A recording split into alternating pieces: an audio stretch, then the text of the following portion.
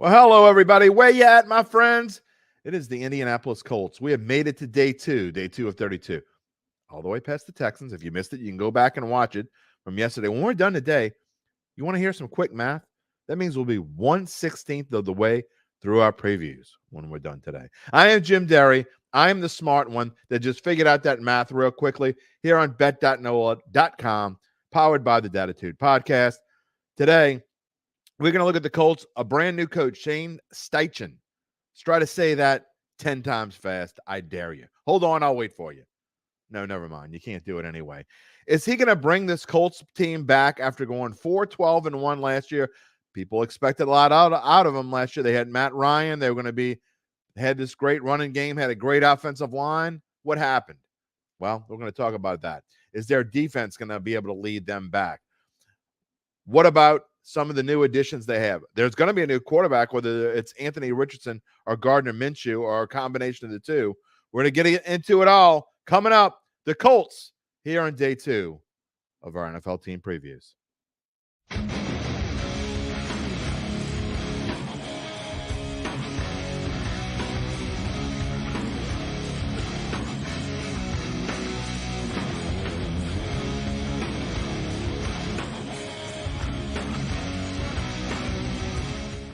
So what's the first thing you think of when you think of the Indianapolis Colts as we head into 2023? Well, they have a new coach.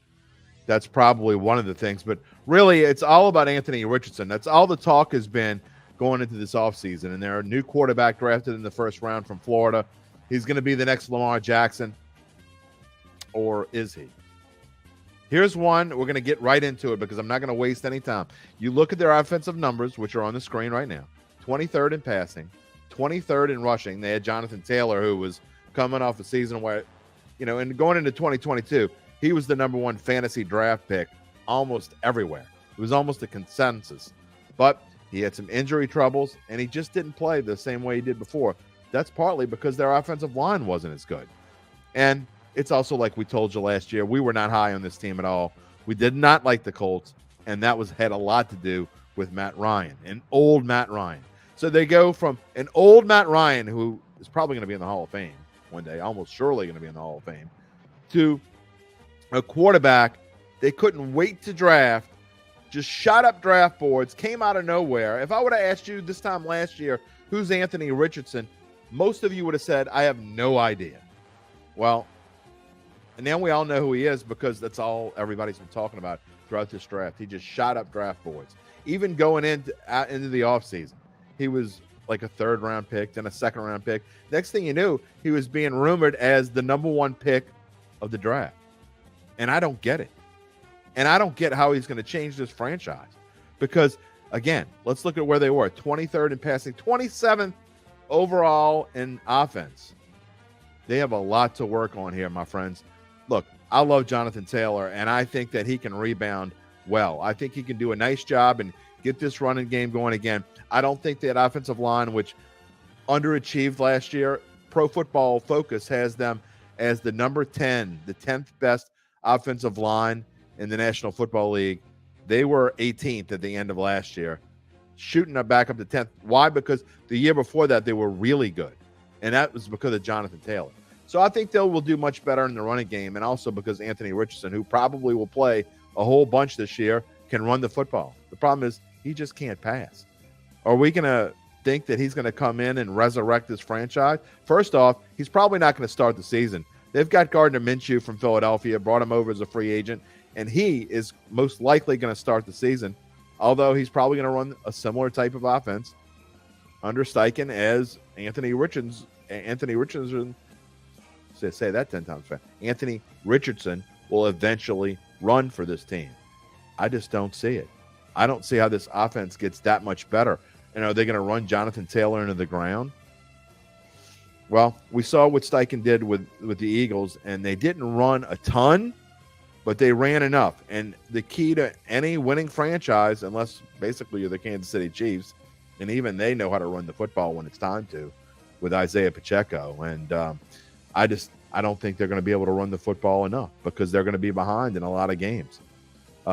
You know what? Let's take a look at their schedule when I'm going to come back to some of the other things. And as we look, it is the 30th toughest schedule, which means there are only 2 teams easier. I'll tell you what, I'll give you a spoiler alert. It's the Saints and Falcons are the only 2 that are easier schedule when it comes to how we did our schedule, based our schedule, by the way, figured out the toughest to easiest. We didn't just use last year's numbers. We used a formula based off of projected over-under win totals. And if you take those numbers from Caesars Sportsbook, put it into a formula, Colts had the 3rd easiest schedule. Right out the gate, I don't like this. You got to play Jacksonville, who is most certainly the consensus favorite to win this division again. They've got to play them in their first 6 games twice. They play them at home to open the season. They play them on the road on October 15th.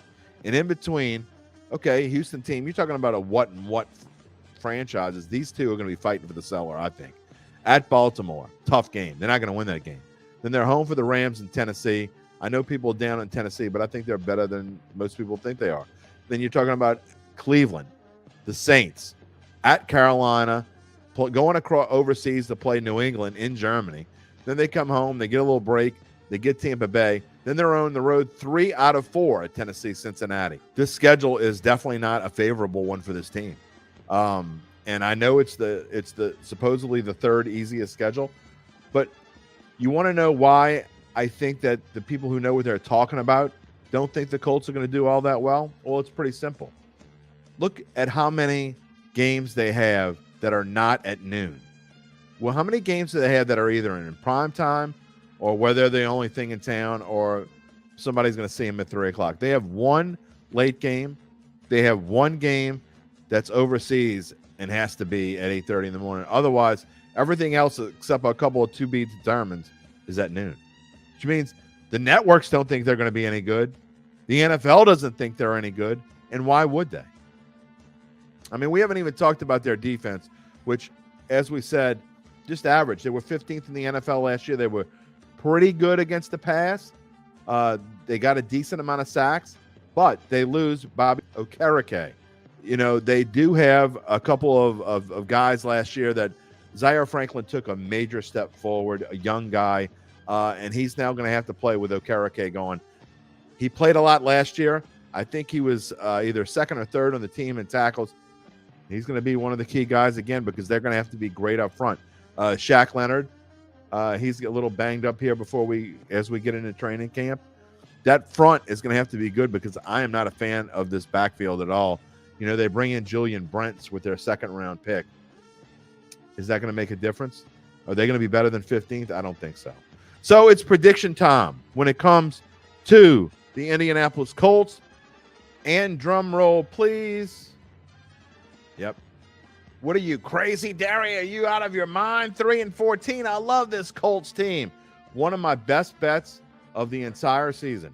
I'm giving you a heads up right off the bat. I love the under. You're getting plus money, plus 105 on the under 6.5 wins. I know a lot of people think that this is a fait accompli. People are buying into this hype of Anthony Richardson, and I just don't understand it at all. I think this team may be good eventually. I don't know what to expect from Steichen. Unlike yesterday with D'Amico Ryans, I think the Texans are going to be good and soon. I think they have the makings to be something really soon, as a matter of fact. Whether C.J. Stroud starts the season or not, I think he's going to be a solid quarterback in this league at some point. I don't feel that way about Anthony Richardson at all. I never understood it. I said it during our draft coverage. I said it before and after. I just scratched my head. Him and Will Levis both. I never understood the hype of these two guys. Levis ended up going much later in the draft than a lot of people expected. Struggle to find an identity on offense. I think they're not going to know what to do, whether to run the ball with Taylor, whether to try to throw the ball. It's going to be Minshew early on, and at some point they're going to force Richardson into the ball game. He's going to play here and there. He's going to play snaps, so you're going to have a two-headed monster at different times, and that never works. And if I'm wrong, I'll be the first one to tell you. But Colts 3-14, one of the best bets. Under 6.5 as far as the other numbers. I wouldn't even look at them. Don't bet any of them. They're not worthy of any picks. Certainly not. Plus 700 to win a division. Don't waste your money. I'd rather put money on plus 1,000 for the Texans. Not going to win this year. We'll see if we change our minds next year. Tomorrow, the Jacksonville Jaguars. I think they'll be a little bit better than the Colts. We'll see how I feel about it then.